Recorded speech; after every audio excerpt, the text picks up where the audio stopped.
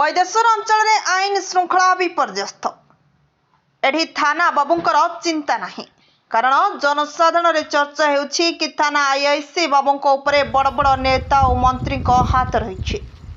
ଏଥିପାଇଁ ଏସ୍ପି ସାର୍ଙ୍କ ଅର୍ଡରକୁ ଖାତିର କରୁନାହାନ୍ତି ବାବୁ ସାହେବ, ଯାହାଫଳରେ କି ବୈଦେଶ୍ୱର ଅଞ୍ଚଳରେ ଯଦି କେବେ ଚୋରି କି ଅପରାଧ ହେଉଛି ତାର ପୋଲିସ କିଛି କରିପାରୁନାହିଁ, କି ପୋଲିସ ଚୋରକୁ ଧରିବାରେ ସଫଳ ମଧ୍ୟ ହେଉନାହିଁ। ଏବଂ ବିଗତ ଦିନରେ ଆମେ ଖବର ପ୍ରସାରଣ କରିଥିଲେ ମଧ୍ୟ ତାର କିଛି ସୁଫଳ ମିଳିଲା ନାହିଁ, କାରଣ ଏଠି ସରକାର ନିଜେ ଚୋରି କରୁଛି, ଆଉ ଚୋରକୁ ଧରିବ ବା କିଏ? ଆଉ ଚୋର ଧରା ପଡ଼ିବ ବା କେମିତି? କଥାରେ ଅଛି ଘର ଢିଙ୍କି ତ କୁମ୍ଭୀର। ଏଠି ମାଫିଆ ମାନଙ୍କ ରାଜୁତି ଚାଲିଛି। ମୋରମ, ମାଟି, ବାଲି, ପଥର ସବୁ ଚୋରି ହେବାରେ ଲାଗିଛି। ମାଫିଆ, ଆଣ୍ଟି ସୋସିଆଲ ଏବଂ ଥାନା ବାବୁ ଆଇଆଇସିଙ୍କ ମଧ୍ୟରେ ମଧୁଚନ୍ଦ୍ରିକା, କାରଣ ଥାନା ବାବୁ ମୋଟା ଅଙ୍କର ଟଙ୍କା ପାଇଁ ମାଫିଆ ମାନଙ୍କୁ ସାହସ ଦେଉଛନ୍ତି।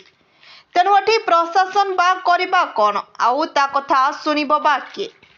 ସେଥିପାଇଁ ସବୁ ଦେଖି ନିରବଦ୍ରଷ୍ଟା ସାଜିଛି ପ୍ରଶାସନ, ଯାହାଫଳରେ ଗୁଣ୍ଡା ଶ୍ରେଣୀର ଲୋକମାନେ ଧମକ ଦେଉଛନ୍ତି କି ଯଦି କେହି ଥାନା ବାବୁଙ୍କ ନାଁରେ କିଛି ବି କହିବ ତାକୁ ଜୀବନରୁ ମାରିଦେବୁ।